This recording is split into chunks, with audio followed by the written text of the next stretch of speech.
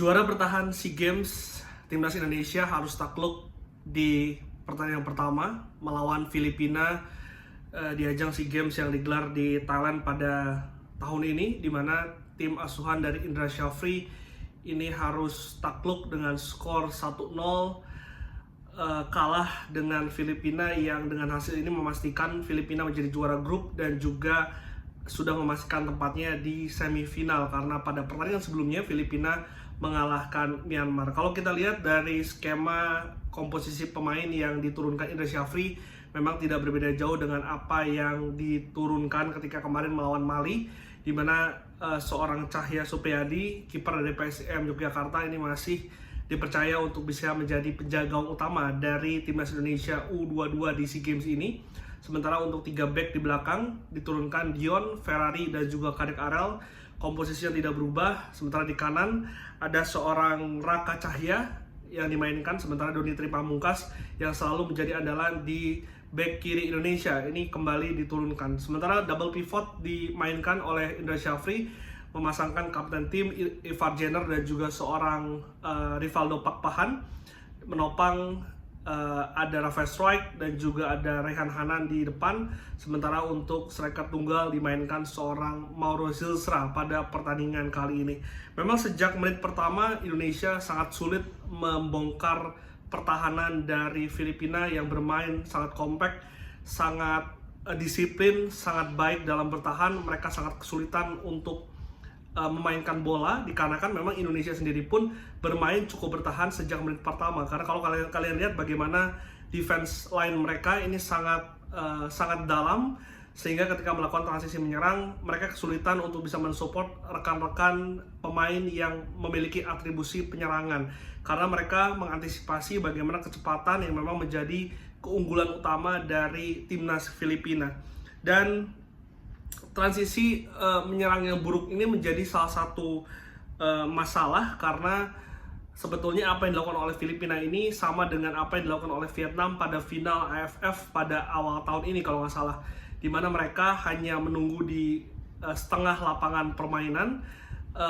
Mereka melakukan pressing ketat ketika para pemain Indonesia sudah masuk dalam setengah permainan lapangan, dan itu cukup kesulitan di saat pemain dari pemain tengah maupun pemain defense dari Indonesia ini tidak melakukan support terhadap rekan-rekannya di depan, sehingga Indonesia tadi sangat kesulitan untuk bisa mengembangkan permainan. Bahkan hal-hal dasar seperti operan, first touch itu juga sangat buruk, banyak kesalahan. Gua nggak tahu apakah mereka nervous atau mungkin faktor dari lapangan yang memang tadi kita lihat kalau dari TV ini tidak cukup baik, dan itu yang membuat akhirnya mereka melakukan long ball dari 3 pemain bertahan Indonesia, baik itu dari Dion, Ferrari maupun Kadek Arel, melakukan long ball ke flank dari timnas Indonesia yang ada di sana, entah itu Rafael Struijk ataupun Raka ataupun Doni yang melakukan overlap.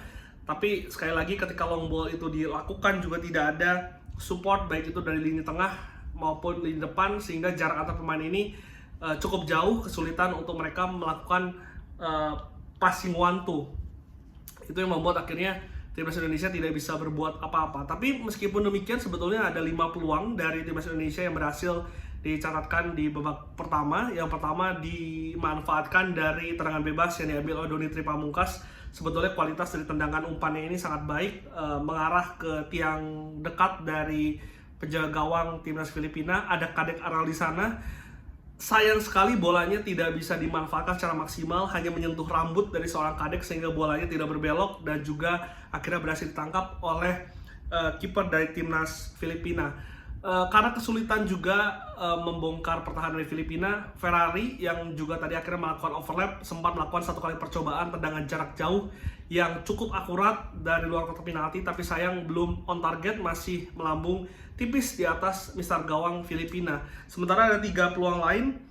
Yang pertama ada long ball dari flank yang mengarah kepada Ivar Jenner yang akhirnya melebar, sempat melakukan cutback kepada Pakpahan yang akhirnya melakukan support, menendang dari luar kotak penalti, tapi sayang tendangannya masih bisa atau masih melambung ke mistar gawang. Nah, skema seperti ini yang tadi hanya gue lihat sekali dilakukan ketika ada support dari Ivar Jenner maupun dari Pakpahan yang akhirnya membuat peluang tersebut tercipta. Tapi sayangnya itu hal skema seperti itu hanya bisa kita tonton 1-2 kali sepanjang 90 menit pertandingan. Pak Pahan juga sempat mendapatkan 1 kali lagi peluang dari tendangan luar kotak penalti, tapi sayang tendangannya ini masih jauh dari sasaran. Dan sebelum babak pertama selesai, sebetulnya Indonesia juga kembali mendapatkan peluang dari seorang Raihan Hanan memanfaatkan bola miskomunikasi antara bek dan juga kiper dari Filipina, nyaris merebut bola dari long ball pemain tengah dari timnas Indonesia, tapi sayang bolanya tidak kena dan juga lebih dekat ke tangkapan kiper dari Filipina.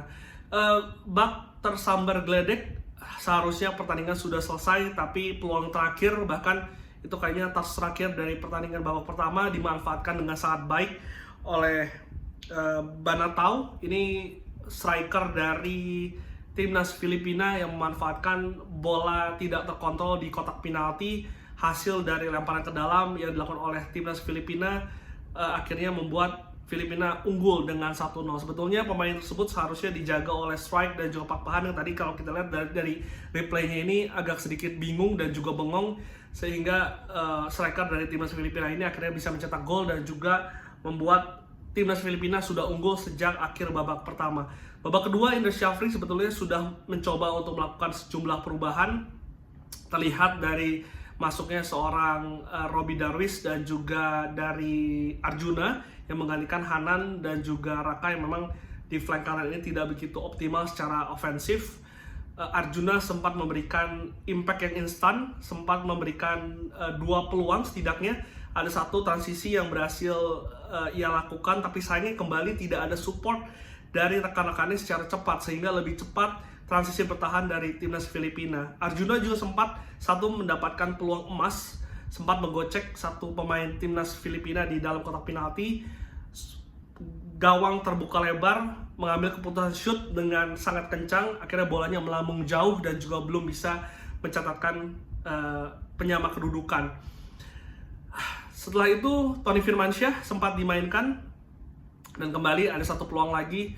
Ia berhasil keluar dari tekanan pivot dari Filipina, memberikan umpan kepada offense strike yang sudah kosong, tapi sayangnya first touch dan juga shootnya ini belum bisa maksimal sehingga bola hanya menyamping ke gawang timnas Filipina. Dengan hasil ini tentu ini pukulan telak untuk timnas kita yang menargetkan entah itu perak ataupun emas. Bahkan menurut gue perak pun akan sulit jika bermain seperti ini.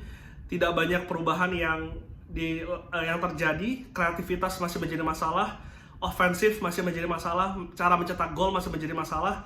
Bertahan sebetulnya kita sudah cukup baik, bahkan sejak AFF kemarin pun dari segi pertahanan kita sudah cukup baik, tapi bagaimana kita melakukan transisi menyerang ini masih menjadi PR untuk Indra Syafri yang harus dilakukan dengan cepat, karena pada hari Jumat mereka akan melawan Myanmar, di mana Myanmar juga menargetkan lolos ke semifinal. Tentu ini menjadi pertandingan hidup dan mati. Kalau Indonesia seri ataupun kalah, tentu peluangnya untuk bisa lolos ini semakin kecil, sehingga kemenangan harus mutlak didapatkan oleh tim asuhan Indra Syafri. Nah, gimana menurut kalian permainan dari Indra Syafri dan juga apa yang harus dilakukan? Coba tulis di kolom komentar.